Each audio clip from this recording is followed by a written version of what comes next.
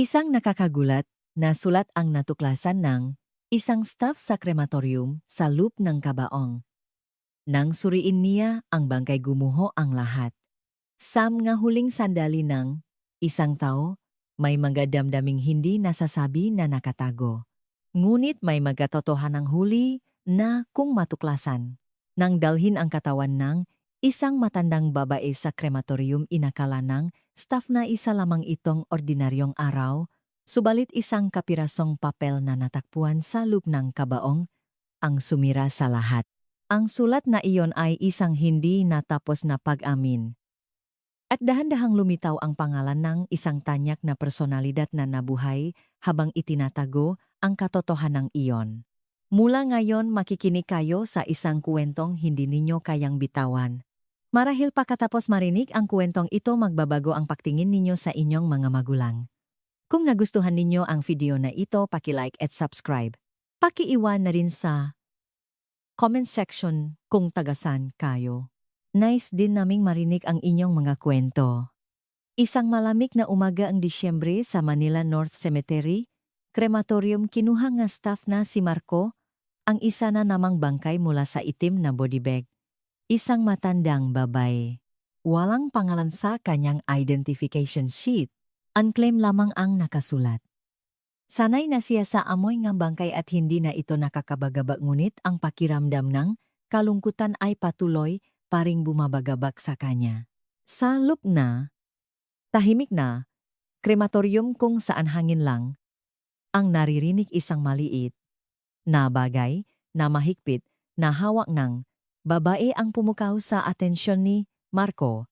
Isang lukot na papel. Nang maingat niyang buklatin ang papel na may bahid ng dugo at likido, nakita niya ang isang nanginginig ngunit parang sulat bata pa ring pagsusulat. Pasensya na po, inay. Sana'y mas naging mabuti ako sa inyo. Mahal na mahal kita magpakailanman. Natigilan si Marco. Wala ito sa protokol.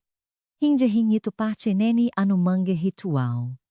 Sa itsura NG sulat at ESA law na emosyong gitaglay nito chila hindi. Ito izinulat NG isang gimatanda. Negunit sa medical records, nakasaat na ang babae ay natakpuang walang malay sa kalyamay. Malalang sintomas ng dementiya at namatay ng mag-isa. Habang binabasa muli ang sulat, may gumuho sa loob ni Marco. Namo ang luha sa kanyang mga mata na hindi na muling lumuha mula noong libing ng sarili niyang ina. Instinctively isinilid niya ang sulat sa kanyang bulsa. Bago itulak ang kabaong, sa cremation chamber, tinitigan ni Marco ang mukha ng babay. Ang mga mata nitong walang buhay ay tila may mas maraming kwento kaysa sa anumang medical report. Sino kaya ang nagsulat nito, naisip niya. At bakit niya ito iniwan dito para itong isang pahingingang tawat na ikinahihiyang ilabas? Sa malamig na krematorium, matagal na nakatayo si Marco sa harap ng bangkay. Malamig ang katawan, ngunit may kakaibang init na kumakalat sa kanyang puso. Ayon sa rekor, wala siyang kamag-anak. Ngunit may isang taong nangulila sa kanya, may isang taong gustong mag-iwan ng huling mensahe. At sa paraang tila ayaw ipabasa sa iba. Bago simulan ang proseso ang cremation, sinuri ni Marco ang bulsa, ang damit ng bangkay. Mayroon lamang isang lumang pitaka at isang maliit na boteng gamot. Sa loob ng pitaka, walang kahit isang pera, tanging isang kupas na litrato lamang ang natira. Litrato ng isang batang lalaki na naka-uniforme.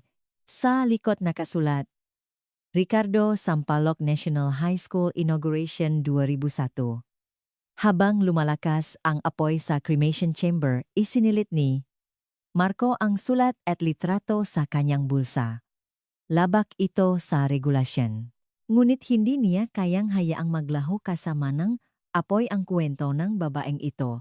Pagkatapos ang trabaho, umupo siya sa tabi ng ilok pasikpawi at muling binasa ang sulat. Pasensya na po, inay. Sana'y mas naging mabuti ako sa inyo. Mahal na mahal kita magpakailanman. Para kanino? Ang mga salitang ito sa isang anak na tumalikod sa ina o sa isang inang tumalikod sa anak. Hindi alam ni Marco Ngunit malinaw na ang damdaming nakapaloob sa sulat na ito ay napakatindi kaya't patuloy siyang binabagabag nito ng gabing iyon na naginip si Marco sa unang pagkakataon sa mahabang panahon. Sa panaginip nakita niya ang kanyang sariling ina na nakahiga sa kabaong. May hawak itong sulat at iyon ay isinulat niya. Hindi niya matandaan kung ano ang isinulat niya sa kanyang ina. Ngunit alam niyang naglalaman iyon ng kanyang pinakamalalim na pagsisisi. Pagising niya sa umaga, tuyo na ang luha sa mukha ni Marco. Naramdaman niyang muling nabuhay ang mga damdaming matagal na niyang kinalimutan. Sa pagtatrabaho, sa krematoryum naging manhit na siya sa kamatayan ngunit ngayon isang lukot na papel mula sa isang babae ang gumigising sa kanyang manhit na damdamin. Papunta sa trabaho nagpasya si Marco. Kailangan niyang hanapin ang kwentong babaeng ito at ang may-ari ng sulat. Marahil para rin ito sa kanyang hindi naresolbang damdamin para sa sarili niyang ina. Ngunit kailangan na niyang malaman ngayon kung sino ang nagsulat nito at bakit nila hinayaang mag-isang pumanaw ang babaeng ito. Pagdating sa Manila, North Cemetery Crematorium, muling sinuri ni Marco ang matalangang maunclaim. At doon natuklasan niya ang isang nakakagulat na katotohanan. Ang pangalan ng babae ay Lourdes Cruz. At nakatala na, isang araw bago siya mamatay. Isang lalaki ang pumirma sa mapapeles para sa cremation. Ang pangalan ngang lalaki ay hindi nakatala ngunit nakasulat lamang na malapit na kamag-anak. Lumaki ang katanungan sa isip ni Marco. Sino ang lalaking iyon? At bakit niya ipinakremate? Si Lourdes Cruz bilang unclaimed. Ang paghahanap sa sagot ay naging misyon na ni Marco. Habang nag-isa na kumakain ngang hapunan sa harap ngang telebisyon walang kamalay-malay na binuksan ni Marco ang news channel. Nitong maaraw na ito hindi na siya nailang kumain mag-isa. Sa 10 taong pagtatrabaho sa krematorium, sanay na siya sa kamatayan at kalungkutan, ngunit mula nang matuklasan ang lukot na sulat ni Nong Lourdes, unti-unting nagbago ang kanyang araw-araw na buhay. Sabi ngang anchor sa screen ngayon sisimulan natin ang ikalawang, yugto ang aming espesyal na serye tungkol sa kahalagahan ng pamilya. Ang ating bida ngayon ay walang iba kundi ang ipinagmamalaki ng medikal na komunidad ng Pilipinas si Dr. Ricardo Vargas. Natigilan si Marco habang hawak ang kanyang kubyertos. Ang lalaking ipinakita nga kamera ay isang doktor na mukhang nasa maagang 50 may mayos na itsura. May mayos na gupit na buhok na may bahit ng uban malalalim na kulubot ngunit may mainit na ngiti sa mukha. Si Dr. Ricardo Vargas ay isang neurologist sa ST Lux Medical Center at tagapagtatag ng Pamilya at Kalusugan Foundation.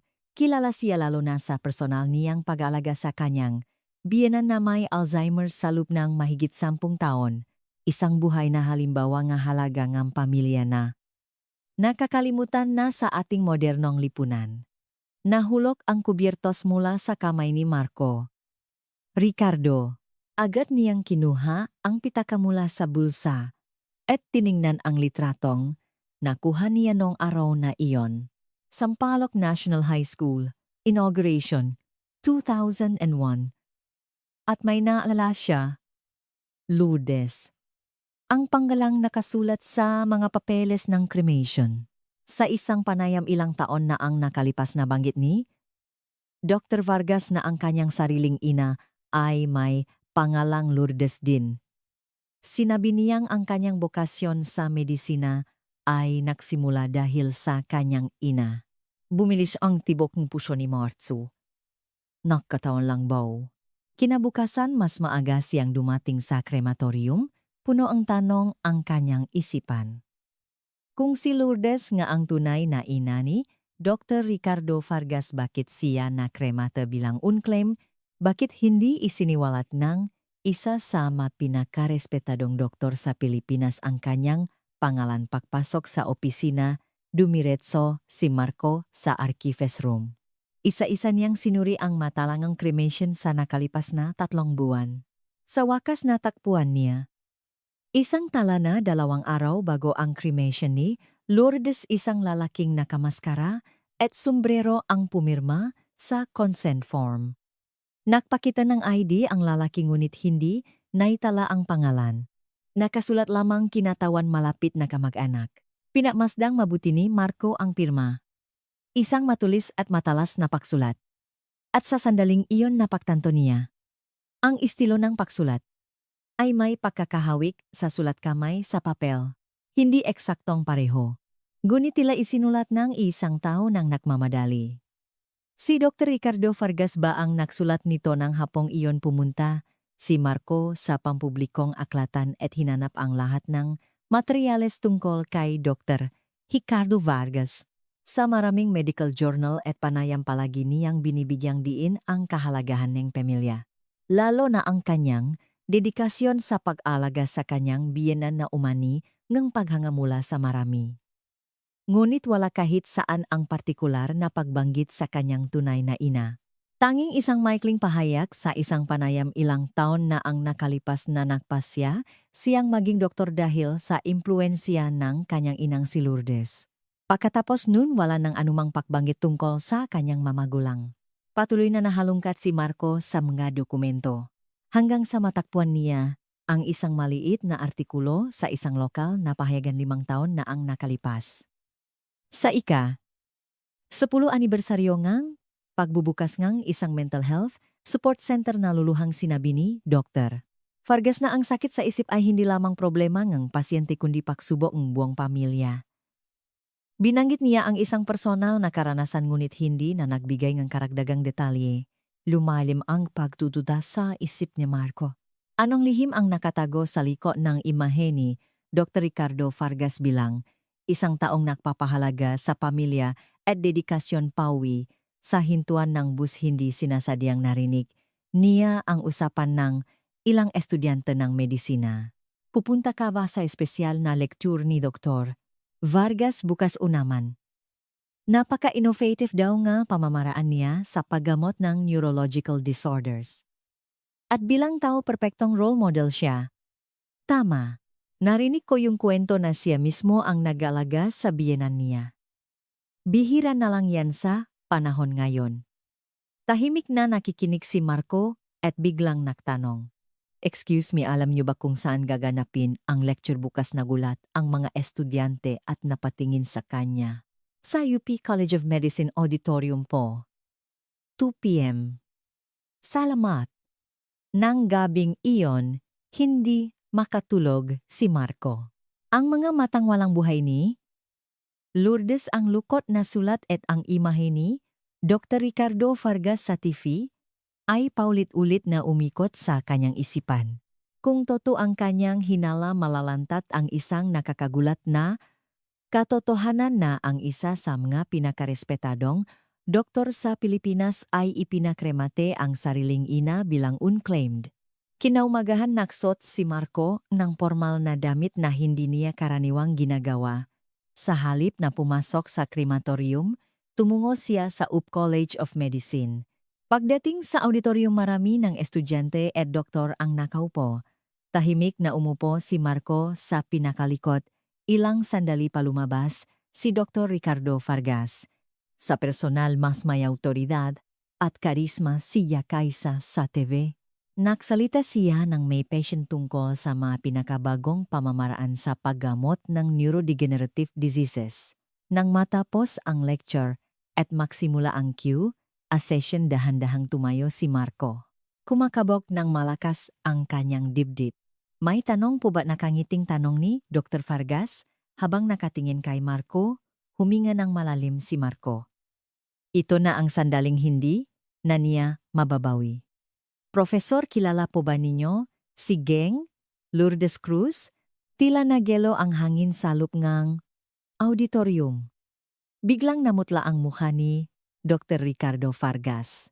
Nahulog ang laser pointer na hawak niya sa sahig. Sino ka? Nanginginig ang kanyang boses. Humakbang si Marco Reyes po, staff ng Manila North Cemetery Crematorium. Nung nakaraang linggo kami po ang nakremate kay Ngeng Lourdes Cruz bilang unclaimed. Ang lahat sa auditorium ay nakatingin sa kanila. Sinubukan ni Dr. Vargas na mabilis na ayusin ang sitwasyon. Pasensya na pero ang manya personal na tanong ay sasagutin ko na lang pagkatapos lecture. May susunod pa bang tanong? Ngunit hindi umatras si Marco. Professor, maari po bang sagutin ninyo ang tanong ko, kilala po ba ninyo si Ngeng Lourdes Cruz? Nagsimula nang magbulungan sa auditorium. Sino yun, bakit ganyan ang tanong? Niya bulong ng isang estudyante sa katabi. Huminga ng malalim si Dr. Vargas. Mga estudyante, hanggang dito na lang ang lecture natin ngayon. Itutuloy natin sa susunod na linggo. Habang dahan-dahang umalis ang mga estudyante na may pagkadismaya, lumapit si Dr. Vargas kay Marco. Naglalaro ang galit at takot sa kanakanyang mamata. Sumama ka sa opisina ko. Sa ika-4 na palapag ng Gusaling College of Medicine, ang opisina ni Dr. Ricardo Vargas ay nagpapakita ng kanyang katayuan, malawak at mayos. Puno nga librong medikal ang estante at nakasabit sa dingding ang nga parangal na nagpapatunay sa kanyang nga nagawa. Ngunit ang napansin ni Marco ay isang litrato sa kanyang lamesa. Isang litrato ni Dr. Vargas kasama ang isang matandang babae, hindi si Lourdes. Hindi ko alam ang sinasabi mo, sabi ni Dr. Vargas habang isinasara ang pinto. Inilabas ni Marco ang lukot na sulat mula sa kanyang bulsa. Maari niyo po bang ipaliwanag? Ito po ay hawak ni Ngeng Lourdes. Binasa ni Dr. Vargas ang sulat. Nanginginig ang kanyang kamay. Bigla niyang pinunit ang sulat at itinapon sa basurahan. Hindi dapat nandito iyan. Kayo po ang anak niya, hindi ba, mariing sabi ni Marco. Napaupo si Dr. Vargas sa silya na tila nawalan ng lakas. Pagkatapos ng mahabang katahimikan, nagsalita siya. Iniwan niya kami 30 taon nang nakalipas. Nung nag-aral ako sa med school. Pagkamatay ni Papa, nagbago si Mama. Nung una, depression lang. Tapos lumala hanggang sa madiagnose siya nga schizophrenia. Tahimik na nakikinig si Marco. Sinubukan kong tulungan siya. Talagang sinubukan ko? Pero pumupunta siya sa ospital ko at ginugulo ang mga pasyente. Sinusundan niya ako at sumisigaw, "Doktor, ang anak ko, gagamutin niya ako, namo ang luha sa mga mata ni Dr. Vargas." Sa huli, ipinasok ko siya sa isang nursing home. Noong una, madalas ko siyang binibisita. Pero habang tumatagal, dumalang ng dumalang. Habang sumisikat ako, naging pabigat sa karir ko ang pagkataon niya. At isang araw tumawag ang nursing home. Nawawala daw si Mama. Kailan po iyon, tanong ni Marco. 15 taon na ang nakalipas. Sinubukan kong hanapin siya. Talaga. Pero kasabay nun nakaramdam din akong kalayaan. Para bang nawala ang pinakamalaking pabigat sa buhay ko? Sumeryoso ang mukha ni Marco. At gumawa kayo ng bagong kwento. Bilang isang mapagmahal na manugang na nag-alaga sa kanyang biyenan. Yumuko si Dr. Vargas. Ang inangang asawa ko ay may Alzheimer's ngayon. Totoo iyon. Pero hindi ako ang personal na nag-alaga sa kanya. Mayroon kaming professional caregiver. Kung gayon, paano niyo nalaman na pumanaw na singang? Lourdes, matala na tanong ni Marco. Bumuhos ang luha mula sa mamata ni Dr. Vargas. Noong nakaraang buwan, isang babaeng palaboy ang dinala sa emergency room ng ospital. Malala ang pneumonia at malnutrition. Nagikot ako sa ospital nang hindi sinasadyang makita ko siya. Nakilala ko siya agad. Kahit 15 taon na ang lumipas, siguradong siya ang nanay ko. Kaya po, duktong ni Marco. Inilihim ko sa lahat. Inutusan ko ang mga nurse na iproseso siya bilang unclaimed. Pero bago siya mamatay, saglit akong nanatili sa tabi niya. Hindi niya ako nakilala. Pero isinulat ko ang sulat na iyon at inilagay sa kamay niya. Hindi maintindihan ni Marco. Bakit niyo po ginawa iyon? Bakit niyo hinayaang ma-cremate? Siya bilang unclaimed tumingin si Dr. Vargas kay Marco. Ngayon puno ng galit ang kanyang mamata. Ano bang alam mo siya ang sumira sa buhay ko ang dahilan kung bakit ako naging doktor kung bakit ako naging matagumpay ay para makalayo sa kanya. Kung bumalik siya lahat ay guguho. Mahinahong, sumagot si Marco. Pumanaw na po siya kaya hindi niyo na kailangang mag-alala. Pero hindi magbabago ang katotohanan hanggang sa huli? Siya pa rin ang inyong ina. Anong balak mong gawin tanong ni Dr. Vargas na may pag-iingat? Narinig ko na may tinitirhan siya sa Sampaloc. Balak kong puntahan bukas sabi ni Marco. Kinabukasan nakatayo si Marco sa harap ng isang isang palapag na apartment building sa Sampaloc. Ang address na nakasulat sa medical records ni Lourdes. Nang pindutin niya ang doorbell, isang babaeng mukhang nasa 70 ang nagbukas ng pinto. Sino po sila? Magandang araw po. Ako po si Marco Reyes, mula sa Manila North Cemetery Crematorium. Ne, ko po sanang magtanong tungkol kay Ginye. Lourdes Cruz. Lumungkot ang muka ng babae. Si Lourdes, talagang wala na ba? Siya tumango si Marco. Last week, o namin siya nakrimate. Nakikiramay po ako. Pinapasok ng babae si Marco. Siya ang may-ari ng gusali. At landlady ni Lourdes, si Aling Flora. Dito na nakatira, si Lourdes 15 taon na ang nakalipas. Noong una siyang dumating muha, siyang litong-lito. Palagi, niyang ikinukuwento ang anak niya.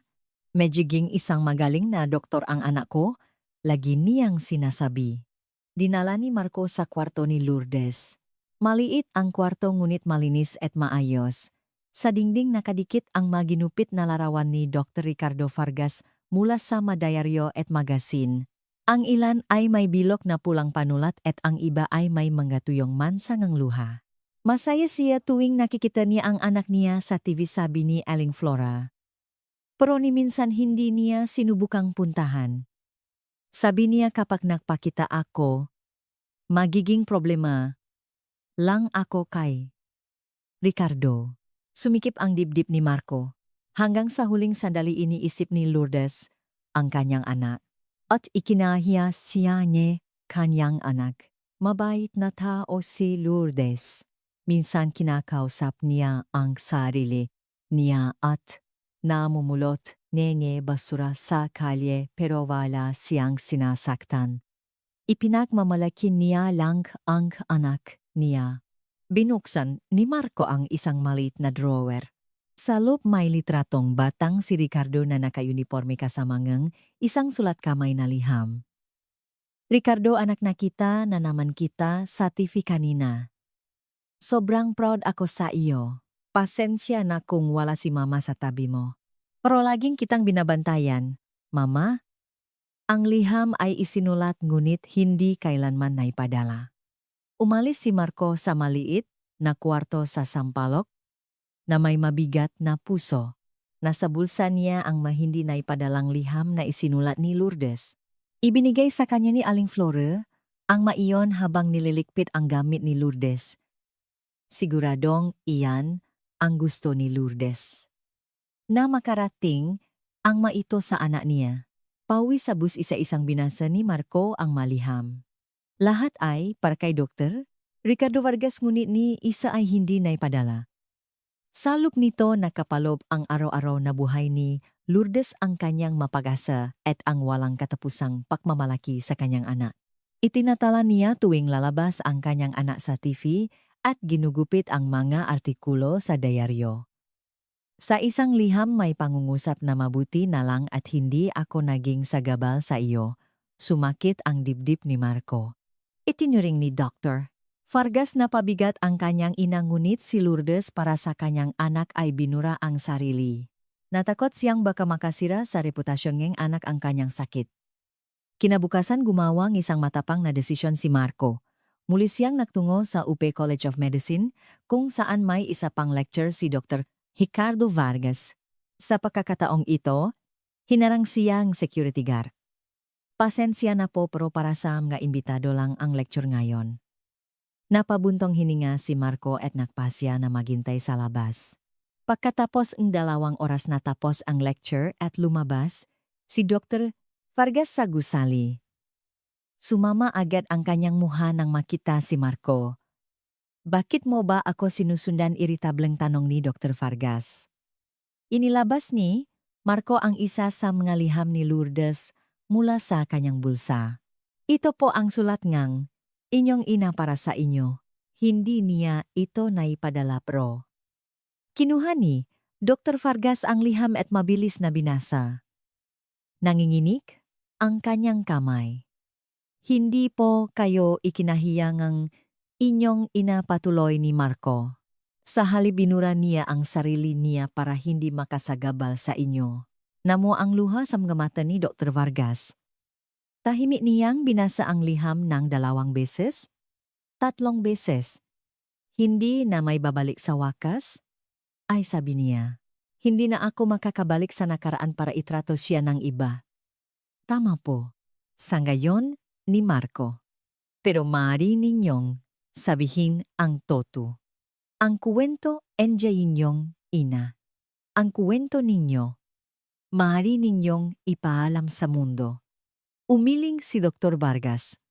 Imposible iyan. Ang karir ko, ang reputasyon ko.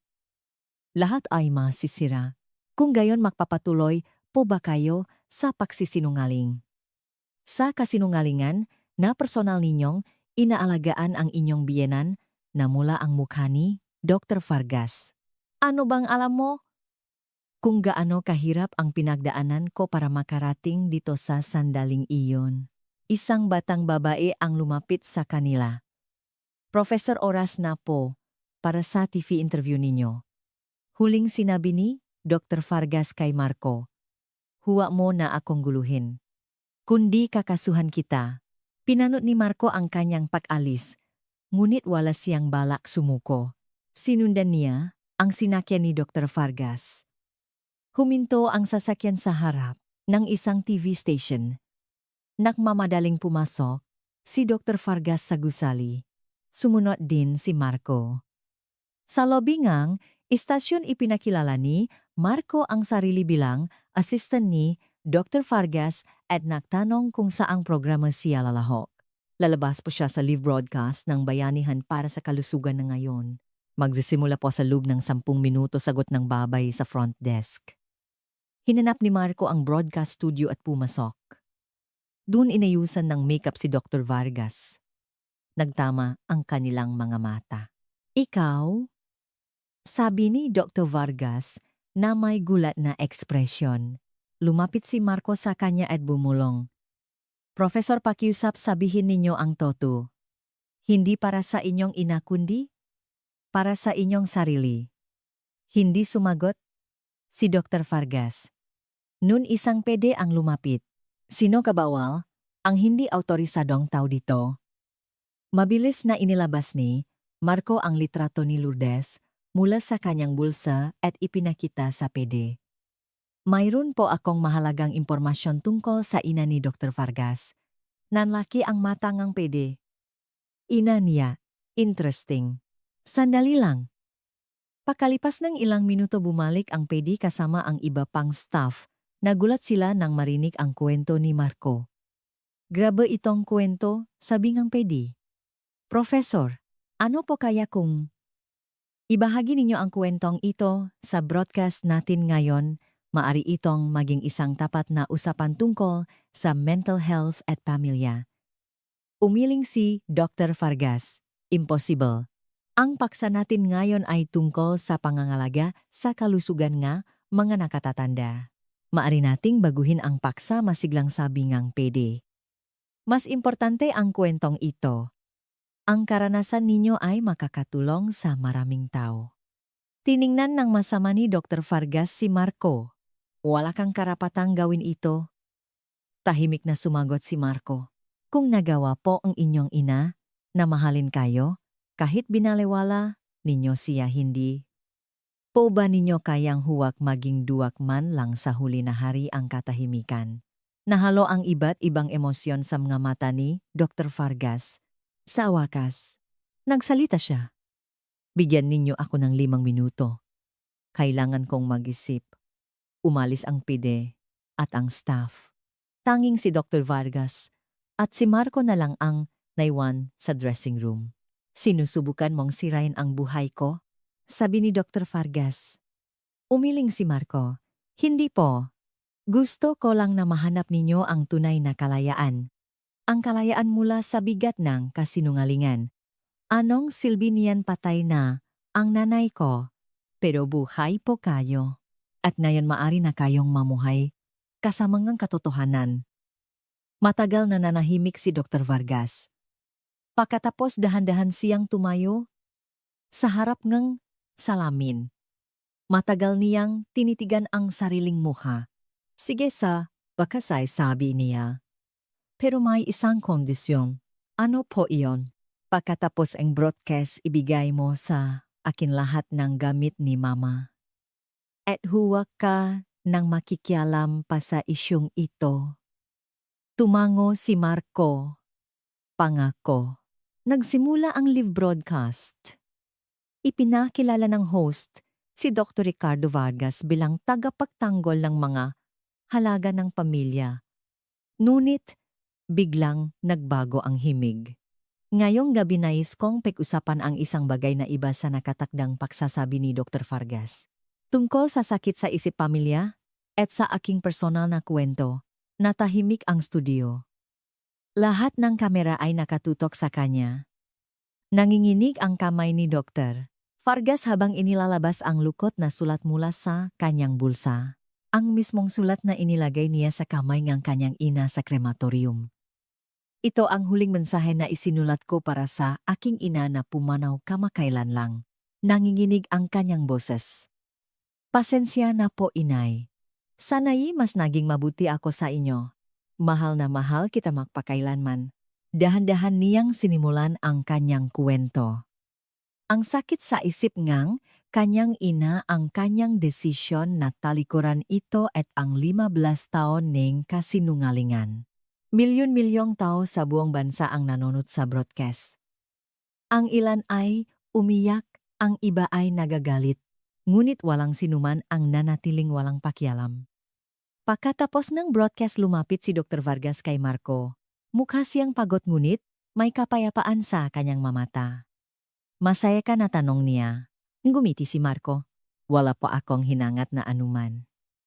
Ginawa ko lang po ang sa tingin ko ay gugustuhin ng inyong ina. Pagkatapos ng broadcast walang tigil ang pekring ng cellphone ni Dr. Vargas. Ipinabatid ng TV station na sumabog sa ratings ang kanyang pag-amin. Nakaroon ng mainit na talakayan ang mga tao sa social media. Ang ilan ay tinawag siyang matapang habang ang iba naman ay kinondena siya. Ngunit ngayon nagpasya si Dr. Vargas na huwag nang alalahanin ang mga iyon. Gaya ang ipinangako ibinigay ni Marco ang lahat ng gamit ni Lourdes kay Dr. Vargas. Ang mahindi na'y padalang liham ang ginupit na artikulo sa diaryo at ang malitrato ni Ricardo noong bata pa. Tahimik na tinanggap ni Dr. Vargas ang maito. Bakit mo ito ginawa, tanong ni Dr. Vargas kay Marco? Ano ang dahilan mo para gawin ang lahat ng ito, sandaling nakisip si Marco? Nagkaroon din po ako ng ina. 5 taon na po siyang pumanaw. Sa huling sandali niya marami akong hindi nasabi.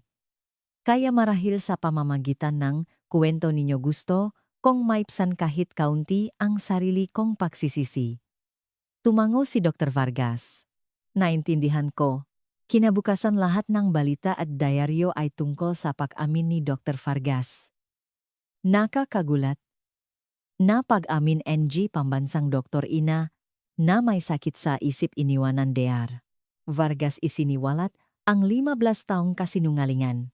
Eng nakatagong. Pasakit engge, MG. Pamilya engge. May sakit sa isip. Eng kanyang pag-amin ay nag-trigger isang pambansang diskurso tungkol sa mental health. Ang mapamilya ng mamaysakit sa isip ay nagsimulang magbahagi ng kanilang mga kwento. Marami ang umamin na gumawa rin ng katulad na desisyon ni Dr. Vargas. Mas marami ang boses ng pag-unawa at pakikiramay kaysa sa pagkondena. Nagdaksaan ang nga taga-media sa harap ng ospital ni Dr. Vargas, ngunit tumanggi na siyang magbigay pangang panayam. Sa halip, nag-focus siya sa trabaho sa ospital. Nagsimulang makaramdam ng higit na pagiging malapit sa kanya ang nga pasyente. Ang kanyang nga pagkakamali at pagsisisi ang nagpatao sa kanya. 3 araw pagkatapos ang broadcast tumunog ang cellphone ni Marco. Isang hindi kilalang numero. Hello si Mr. Marco Reyes po ba ito? Ako po si JP Santos, isang documentary producer mula sa GMA.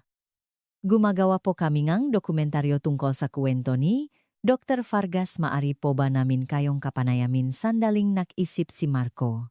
Isa lang po akong staff sa krematorium. Hindi po ako mahalagang tao. Pero kayo po ang nagsimula ng kwentong ito. Kung hindi dahil sa inyo hindi mangyayari ang lahat ng ito. Tumanggi si Marco. Ayaw niyang mapansin. Gusto lang niyang bumalik sa kanyang ordinaryong buhay. Ang gunit hindi sumuko ang TV producer. Pinuntahan niya si Marco sa kanyang trabaho. Mr. Reyes, pakiusap pag-isipan niyo po.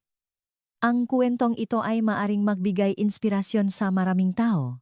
Ito ay kwento tungkol sa katotohanang nakatago sa likod ng mababaw na imahe ng halaga ng pamilya. At ang tapang na ilantat ito. Nag-alangan pa rin si Marco. Noon may isang alok na dumating. Lalabas din po si Dr. Vargas. Sa katunayan si Dr. Vargas mismo ang nagsabi na gusto niyang makasama kayo sa programa. Nagulat si Marco sa narinig. Gusto ni Dr. Vargas na makasama siya sa huli, pumayag siya. Sa arawng taping ng programa kinakabahang dumating si Marco sa TV station. Sa waiting room nakita sila ni Dr. Vargas. Mas payat tingnan ang doktor kaysa dati, ngunit ang kanyang nga mata ay mas malinaw at tapat.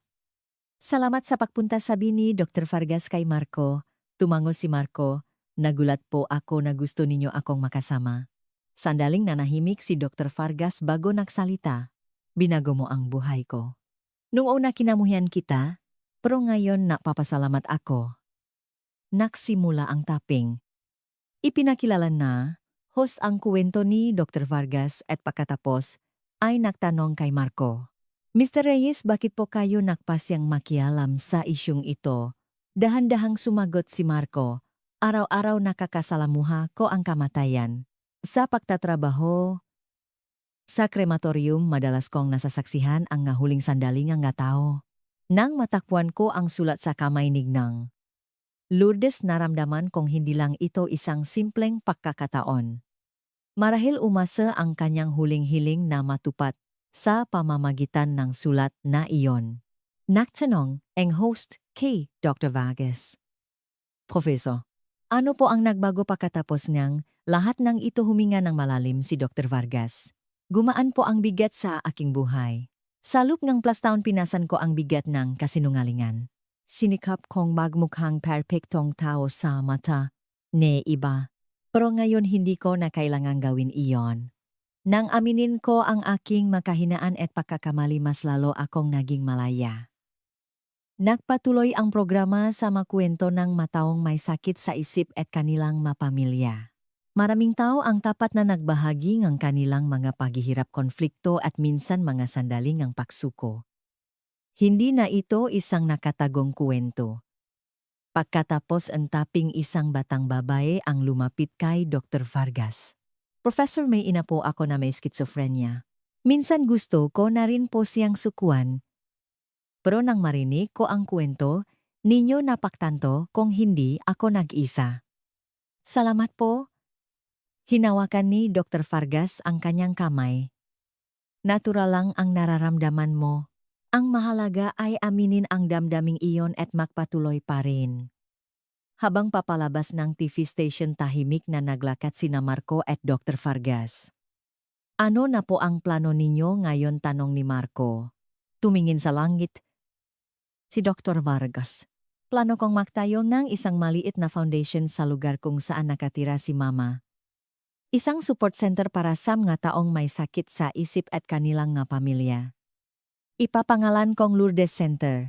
Ngumiti si Marco. Magandang ideya po iyan. Gusto kong makasama ka, biglang sabi ni Dr. Vargas. Kailangan namin ang iyong karanasan at pananaw. Nagulat si Marco. Isa lang po akong staff sa krematorium. Wala po akong alam sa medisina o psychology. Pero marunong kang tumingin sa puso nga tao. Mas mahalaga iyon? Tumango si Marco. Pag-isipan ko po, nang magiwalay sila, mahigpit na hinawakan ni Dr. Vargas ang kamay ni Marco. Kung nakilala kang nanay ko, siguradong magugustuhan ka niya. Ngumiti si Marco. Gusto ko rin po siyang makilala. Nang gabing iyon, nakatulog ng mahimbing si Marco sa unang pagkakataon sa mahabang panahon. Sa kanyang panaginip, nakita niya si Lourdes at ang kanyang sariling ina na makatabing nag-usap. Sila ay nakangiti. At alam niyang ipinagmamalaki siya nga. Mga ito. Pagkatapos nga, broadcast nga, dokumentaryo, unti-unting nagbago ang pang-araw-araw na buhay ni Marco. Iba na ang tingin sa kanya ng mga kasamahan sa krematorium at minsan ay nakikilala siya ng mga lokal na residente. Ngunit araw-araw pa rin siyang gumigising ng maaga para pumasok sa Manila North Cemetery Crematorium. Ang nagbago lang ay mas binibigyan na niya ngayon ng pansin ang bawat bangkay. Dahil nalaman niyang bawat tao ay may kwento. Isang linggo pagkatapos ng broadcast, tumawag si Dr. Vargas. Marco, gusto ko sanang ilibing natin nang sabay ang malabi ni Mama. May oras ka ba? Nagulat si Marco. Ang abo ni Lourdes ay nasa storage pa ang krematorium para sa mga unclaimed. Karaniwan pagkatapos ng 3 buwan inililipat ito sa isang common vault. Opo, siyempre. Kailan po kayo pupunta? Maari ba tayong makita sa krematorium bukas ng 10 AM kinabukasan? Mas magang dumating si Dr. Vargas sa takdang oras. Nakasot siya ng itim na suit at may dalang maliit na bukit ng bulaklak. Mukha siyang pagod ngunit malinaw ang kanyang nga mata. Dinala siya ni Marco sa isang maliit na silid. Sa ibabaw ng mesa may isang maliit na puting urna. Ang nga abo ni Lourdes. Ito pala si Mama, mahinang sabi ni Dr. Vargas. Tumango si Marco. At ito po ang manggagamit niya. Inabot niya ang isang maliit na kahon. Ito po yung mga paper flowers na ginawa niya galing kay Aling Flora. Madalas daw po siyang gumawa nito kapag maisa. Binuksan ni Dr. Vargas ang kahon. Salo puno ito ng maliliit na bulaklak na gawa sa iba't ibang kulayng papel. Bawat talulot ay may ngat na tinupi. Laging magaling ang kamay ni Mama, nanginginig ang kanyang boses. Nung bata ako gumagawa, siya nga eroplanong papel at sabay naming pinalilipad. Iyon ang aming laro tuwing weekend. Tahimik na nakikinig si Marco. Saan kaya magandang ilibing siya? Tanong ni Dr. Vargas. Sandaling nag-isip si Marco. Kayo po ang dapat magpasya. Pero sa tingin ko po mas maganda sa lugar kung saan siya naging masaya nung nabubuhay pa. Tumango si Dr. Vargas. Tama ka, pero hindi ko alam kung kailan ang huling beses na naging masaya si Mama. Dala ang abo at mga paper flowers ni Lourdes. Umalis sila sa krematorium. Sumakay sila sa kotse ni Dr. Vargas patungong Maynila. Saan po tayo pupunta? Tanong ni Marco. Sa ospital kung saan siya huling na-confine. Sa St. Luke's. Nagulat si Marco. Bakit po doon? Sandaling nanahimik si Dr. Vargas bago nagsalita. Doon ako nagtatrabaho. Hindi ako nakilala ni Mama nung dinala siya sa emergency room, pero ayon sa mga nurse, paulit-ulit niyang sinasabi, ang anak ko ay doktor dito. Sa huli, hinanap pa rin pala ako ni Mama. Bumigat ang pakiramdam ni Marco. Hanggang sa huling sandali, hinahanap ni Lourdes ang kanyang ana.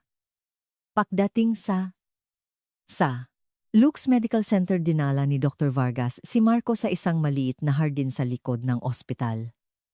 Taglamig man mayos ang hardin. May ilang bangko at mga punong walang dahon, at sa gitna ay isang maliit na lawa. Ito ang healing garden para sa mga pasyente. Lalo na ang mga pasyente mula sa psychiatry department ang madalas dito paliwanag ni Dr. Vargas. Noong naka-confine si Mama malamang, dito siya nagpapalipas ng oras. Humanap sila ng lugar sa isang sulok ng hardin. Kinausap ni Dr. Vargas ang ilang staff at bumalik na may dalang pala. Pumayak ang ospital.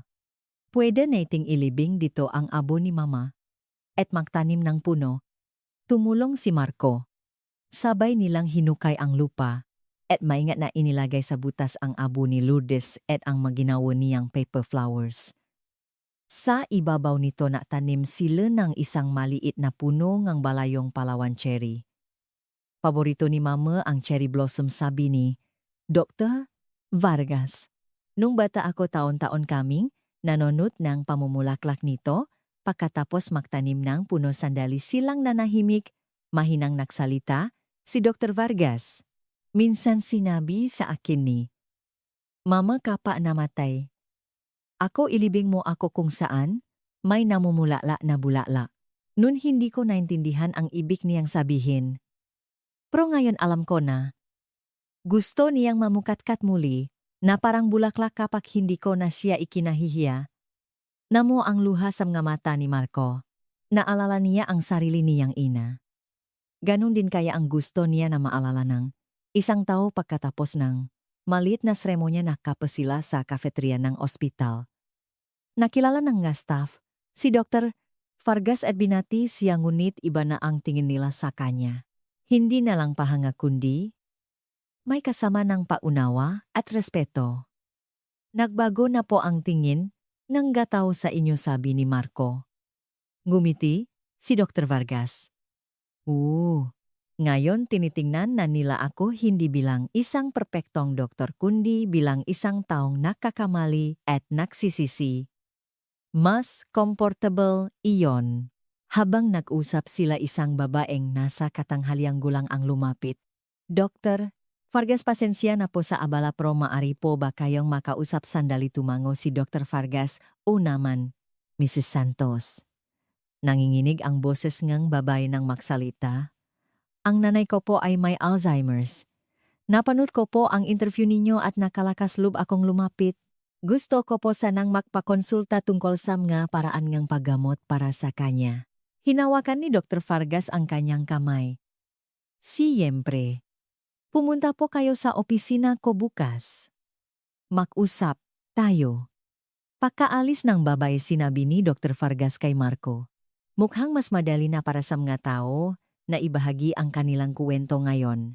Dahil kaya ipinakita ko muna ang aking kahinaan, tumango si Marco. Kapag inaamin nating lahat na hindi tayo perpekto, mas nagiging malapit tayo sa isa't isa, nang papalubok na ang araw nagpaalam na sila. Mahigpit na hinawakan ni Dr. Vargas ang kamay ni Marco. Salamat sa pagsama mo ngayon. Hindi ko ito magagawa kung mag-isa lang ako. Ngumiti si Marco. Trabaho ko po iyon. Ano na ang plano mo ngayon, tanong ni Dr. Vargas. Sandaling nag-isip si Marco. Mamumuhay po ako gayang dati. Pero ngayon mas makikinig na po ako sa mga kwento sa likod ng bawat kamatayang nakakasalamuha ko araw-araw. Nagpaalam na sila. Bago umalis si Marco, tinawag siya ni Dr. Vargas. Marco, sa susunod na linggo ang unang meeting para sa pagtatatak ng Lourdes Center. Kung okay lang sa iyo, sana makasama ka. Ngumiti si Marco at tumango. Sige po, dadalo ako. Sa bus pabalik ng Maynila, tumingin si Marco sa labas ng bintana. Dumidilim na ang kalangitan ng taglamig, ngunit kakaibang liwanag ang nararamdaman niya sa kanyang puso.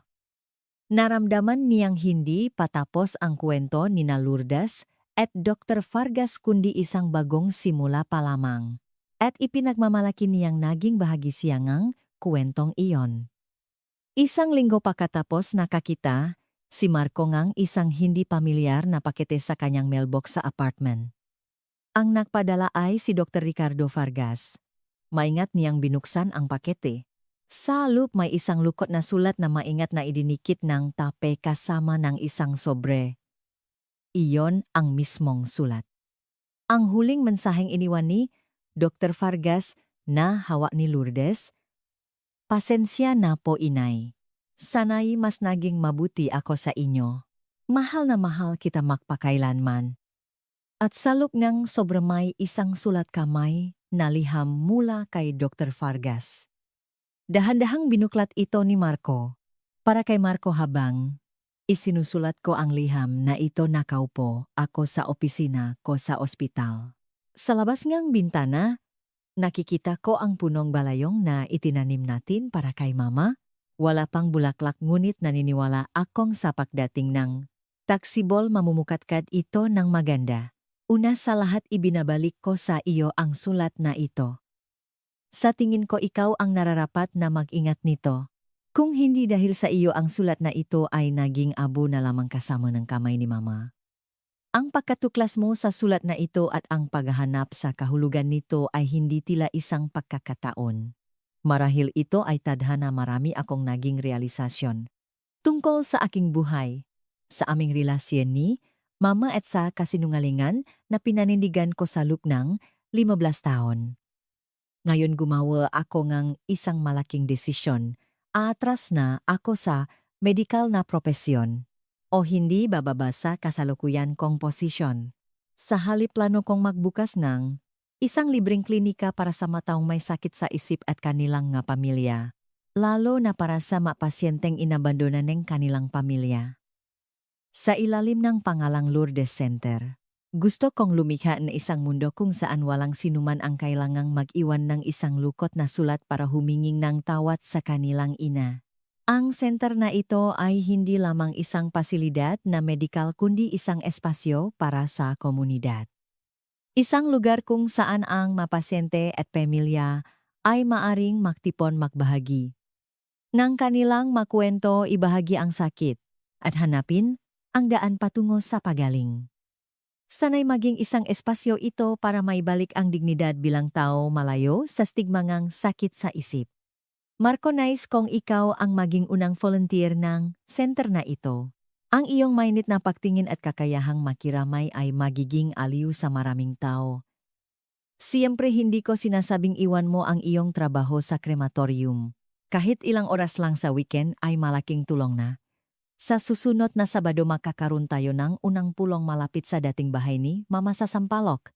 Doon natin tatalakayin ang minaga konkretong plano para sa pagtatatag NG Center. Sana makasama ka. Sa huli gusto kong magpasalamat. Binigyan mo akong pangalawang pagkakataon, isang pagkakataong makipagkasundo kay Mama. Kahit na pumanaw na siya pinalaya nito ang aking kaluluwa. Ngayon, hindi na ako magtatago sa anino ng nakaraan at maaari na akong mamuhay ng may katotohanan. Lubos akong nagpapasalamat sa iyong tapang at katapatan. Lubos na gumagalang Ricardo Vargas. Matagal na nanahimik si Marco pagkatapos basahin ang liham. Pula ang kulay ng kalangitan sa labas ng bintana. Tumingin siya sa kalendaryo sa mesa kasama ngang pakete. 3 araw pa bago ang Sabado. Nang gabing iyon matagal na inisip ni Marco ang kanyang sariling ina. Pumanaw siya 5 taon na ang nakalipas dahil sa cancer. Hanggang sa huling sandali na natili siya, sa tabing kanyang ina ngunit hindi niya nasabi lahat ng gusto niyang sabihin. Ang salitang mahal, kita pasensya na at salamat, lahat ng salitang iyon ay nakabaon sa kanyang dibdib. Marahil iyon ang dahilan kung bakit siya naakit sa sulat ni Lourdes. Ang madamdaming hindi nasabi ang nga emosyong hindi naiparating iyon ang naktulak sa kanya. Kinabukasan maaga siyang pumasok sa krematorium gayang dati. Ngunit may kakaiba sa araw na ito. Sa bawat bangkay na kanyang hinaharap binabanggit niya ang kanilang pangalan ng malakas. Kahit na unclaim tinititigan niyang mabuti ang kanilang mga muka at sandaling iniisip ang kanilang mga kwento. Iba kayata ngayon sabihin isang kasamahan. May nangyayari bang ngumiti si Marco? Inaalala ko lang na bawat tao ay may kwento.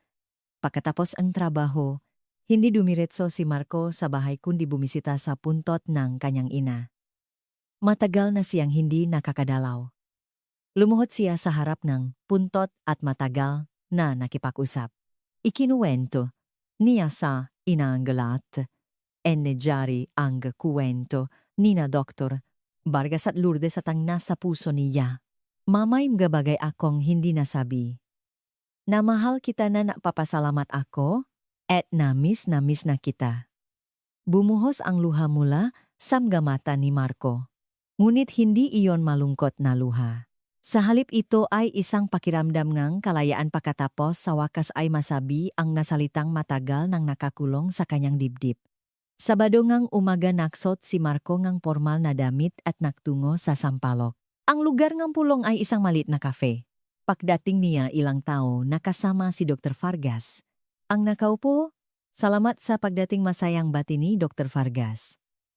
Kasama, sa pulong ang dalawang psychiatrist, isang social worker at ang pinuno ng isang support group para sa mga pamilya ng may sakit sa isip. Pinag-usapan nila ang vision at mga konkretong plano para sa Lourdes Center. Gusto kong mahing isang tunay na komunidad, ito hindi lang isang pasilidad para sa paggamot, sabi ni Dr. Vargas.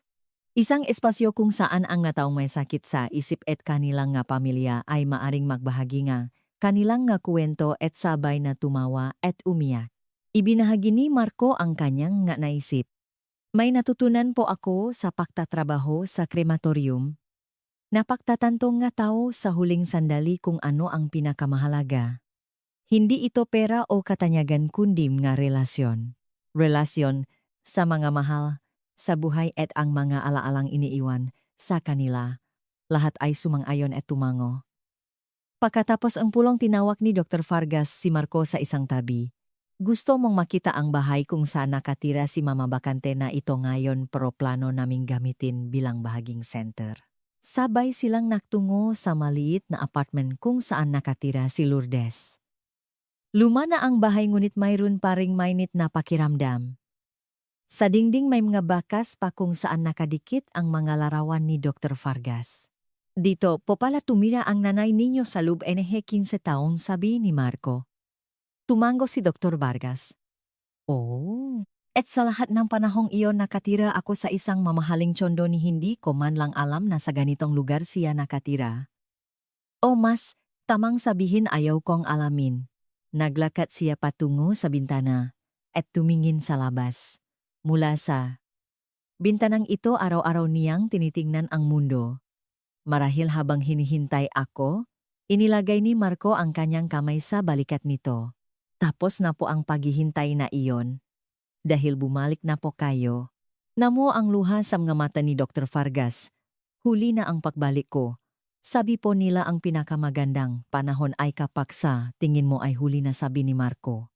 Ngayon sa pangalan ng inyong ina marami na kayong matutulungang tao, iyon po ang gugustuhin niya. Ngumiti si Dr. Vargas. Oo, laging matulungin si Mama.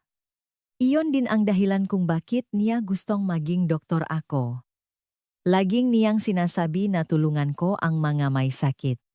Sabay silang umalis sa bahay. Maganda ang pakulay ng langit sa papalubo na araw.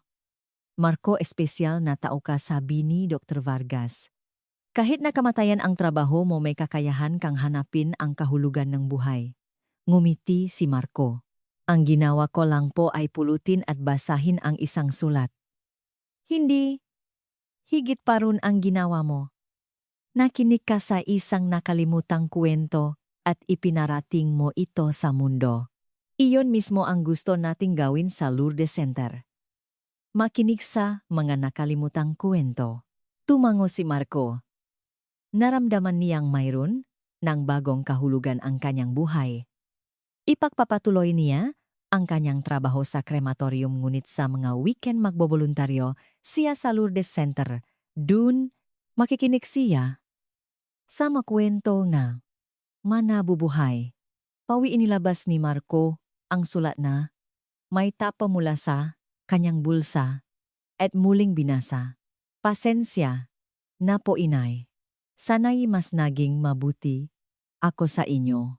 Mahal na mahal kita magpakailanman.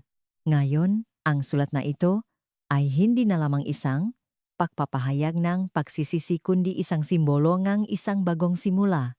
6 na buwan ang lumipas.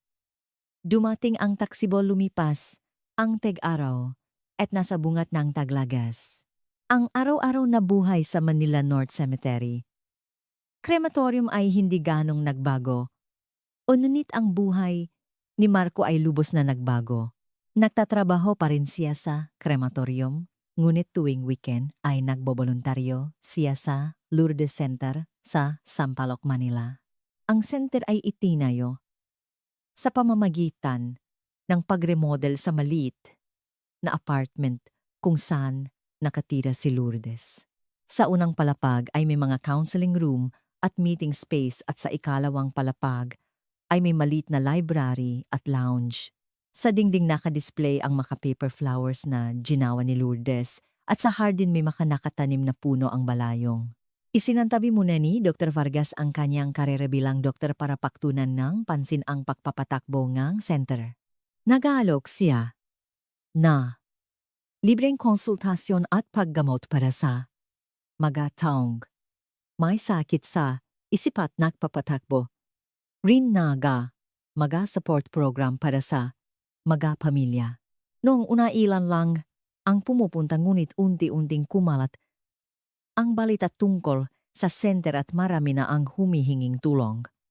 Ang papel ni Marco ay natatanggi. Wala siyang kaalaman sa medisina, ngunit ang kanyang karanasan sa pagiging malapit sa kamatayan ay nagbibigay nga aliw sa mga tao. Pinamunuan niya ang mga grupo para sa pakawala at pagluluksa at madalas na ibinabahagi ang kanyang mga karanasan sa crematorium upang pag-usapan ang kahalagahan ng buhay. Kapag malapit ka sa kamatayan napagtatanto mo kung gaano kahalaga ang buhay madalas niyang sinasabi, at ang pinakamahalaga ay huwag mag-iwan ng masalitang hindi nasasabi sa isa't isa. Nang araw na iyon pawi na, si Marco mula sa kanyang voluntaryong gawain sa center. Sa bus tinitingnan niya ang paglubog ng araw sa labas ng bintana. Ang pulang langit ay kasing ganda ng mga paper flowers ni Lourdes. Pagdating sa bahay tumunok ang kanyang cellphone. Si Dr. Vargas. Marco, may oras ka ba bukas? Gusto sana kitang makita sa crematorium. Nagulat si Marco. Opo naman. May problema po ba bukas na natin pag-usapan? Mahalaga ito. Kinabukasan pumunta si Dr. Vargas sa crematorium. Mas payat siya tingnan kaysa karaniwan ngunit malinaw at determinado ang kanyang nga mata. Ano po iyon? Tanong ni Marco. Inilabas ni Dr. Vargas ang isang sobre mula sa kanyang bulsa. Basahin mo ito. Binuksan ni Marco ang sobre. Isa itong liham mula sa St. Luke's Medical Center. Hinihiling ng ospital ang pagbabalik ni Dr. Vargas. Babalik po kayo, tanong ni Marco. Tumango si Dr. Vargas. Oh, pero sa ibang paraan. Inalok ako ng ospital na pamunuan ang isang espesyal na programa para sa mental health. Gusto raw nilang bumuo ng bagong departamento ang Family and Mental Wellness Department. Congratulations, po sabi ni Marco. Lahat po, ito ay dahil sa inyo taos pusong sabi ni Dr. Vargas. Kung hindi dahil sa iyo, nabubuhay pa rin ako sa kasinungalingan.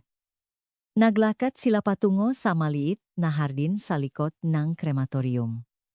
Malamig ang hangin ng taglagas. Marco, may espesyal akong hiling kaya ako pumunta ngayon, sabi ni Dr. Vargas. Gusto kong gumawa ng isang memorial space sa crematorium. Isang maliit na espasyo para sa mga unclaimed. Nagulat si Marco.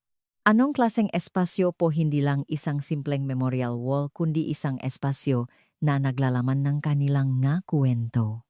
Isang lugar kung saan itatala ang malitrato, simpleng impormasyon at kung ano man ang nalalaman tungkol sa mga cremate na unclaimed. Para hindi sila tuluyang malimutan. Nagliwanag ang mga mata ni Marco. Napakagandang ideya po niyan. Pero karamihan po sa mga unclaimed ay walang litrato o persona na impormasyon. Kaya kailangan ko ang tulong mo, sabi ni Dr. Vargas. Ikaw ang huling nakakita sa kanila, buhay sila sa iyong alaala. Tumango si Marco. Naalala niya ang mamuha nga unclaimed. Bawat kulubot, bawat ekspresyon at minsan pati ang maliliit na bagay na hawa nila sa kanilang mga kamay. Nang hapong iyon kinausap nila ang tagapamahala ng krematorium at ipinaliwanag ang kanilang plano. Nakatubili noong una ang tagapamahala, ngunit sa huli ay nakumbinsi dahil sa reputasyon ni Dr. Vargas at sa passion ni Marco. Pero wala tayong budget. Lahat ng gastos ay kailangan ninyong sagutin. Huwag po kayong mag-alala, sabi ni Dr. Vargas. Ako na po ang bahala sa lahat ng gastos. Isang linggo pagkatapos nagsimulang magbago ang isang pader sa krematorium. Pinangalanan itong pader ng nga alaala. May mga maliliit na kahoy na estante na ikinabit sa pader at sa bawat estante may maliit na urna kasama ngang isang card. Nakasulat sa card ang pangalan kung alam, tinatayang edad at ang mga katangiang naalala ni Marco. Juan de la Cruz, 70 taong gulang. May hawa na lumang chess piece. Marahil mahilig maglaro ng chess. Walang pangalan, babae, 60 taong gulang. May pulang ribbon sa buhok. May pulang nail polish sa kuko. Pedro Santos, mga 50 taong gulang. May maliit na Biblia sa bulsa. Sa huling pahina nakasulat ang pananampalataya, pag-asa, pag-ibig. At sa isang espesyal na lugar, naroon ang litrato at kwento ni Lourdes Cruz. Kasama rin ang ilan sa kanyang nga paper flowers. Lourdes Cruz, 78 taong gulang.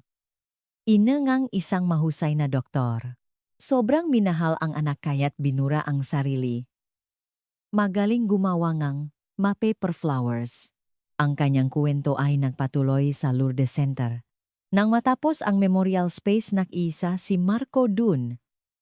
Tapos na ang trabaho sa krematorium at nakaalis na ang lahat. Ang sinangang papalubok na araw ay tumatama sa pader, pinapula ito. Nagsindi siya ngang maliit na insenso at inilagay sa harap ngang litrato ni Lourdes.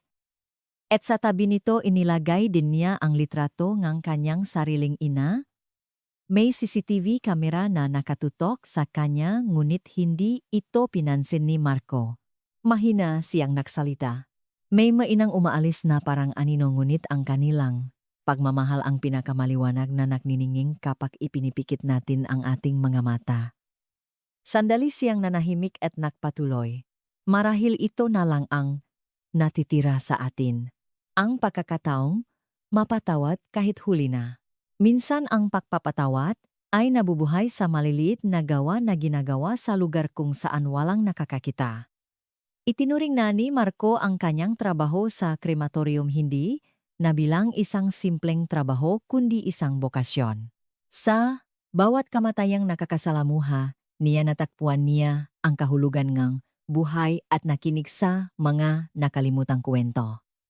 At sa pamamagitan nga mga kwentong iyon nahatid siya nga ali at pag-asa sa mga nabubuhay. Bumalik si Dr. Vargas sa ospital. Ngunit linggo-linggo siyang bumibisita sa Lourdes Center. Ito na ngayon ang naging lugar ngang pag-asa para sa maraming tao.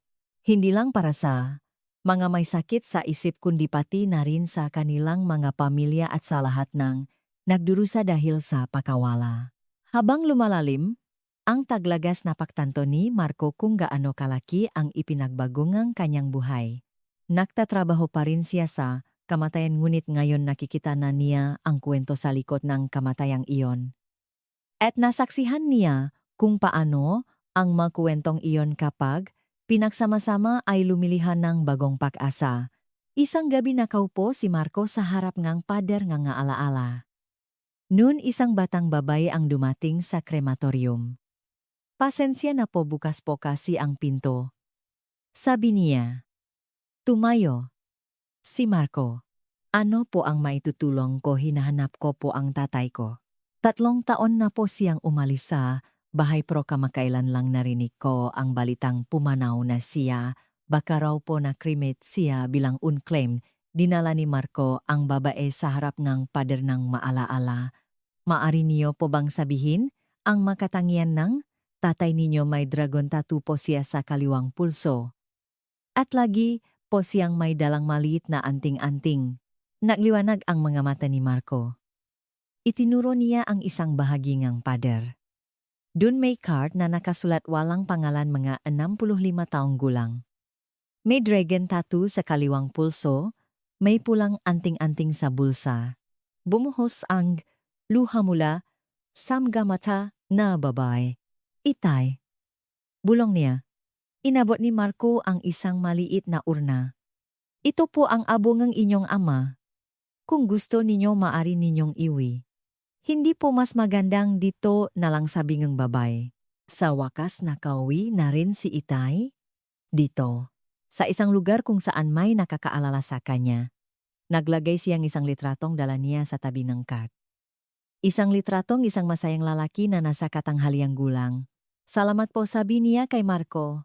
Dahil inalala ninyo ang tatay ko. Nang gabing iyon, payapa ang isip ni Marco nang matulo. Sa kanyang panaginip nakita niya ang maraming mukha. Ang mamukha ng maunclaim na kanyang nakrimit. Ngunit hindi na sila mukhang malungkot. Sila ay nakangiti dahil may isang taong nakakaalala sa kanila. Lahat tayo ay nakakamali. Ngunit may mga pagkakamaling hindi nabubura sa puso kahit lumipas pa ang panahon. Ang sulat na iniwan niya sa huling sandali ay marahil isang bakas ng tapang upang harapin ang katotohanang pinakakinatatakutan niya. Kung kayo ang nasa kanyang kalagayan, anong pagpapasya ang gagawin ninyo? Tatalikuran ba ninyo ang katotohanan at magpapatuloy sa buhay? O hihingi ng tawad sa kabila ng huling pagsisisi kung mayroon kayong damdaming hindi panay paparating sa isang tao marahil? Ngayon ang pinakamagandang araw para simulan ang kuwentong iyon. Dahil sa pagsasabi ngang mahal kita, minsan huli na ang bukas. Kung naantik kayo sa kwentong ito, paki-like at subscribe at iwanan sa comment section ang inyong nasalobin at kung taga saan kayo nanonood. Ibahagi rin ninyo ang inyong kwento. Kapag nagbabahaginan tayo, lahat tayo ay nagiging mas mainit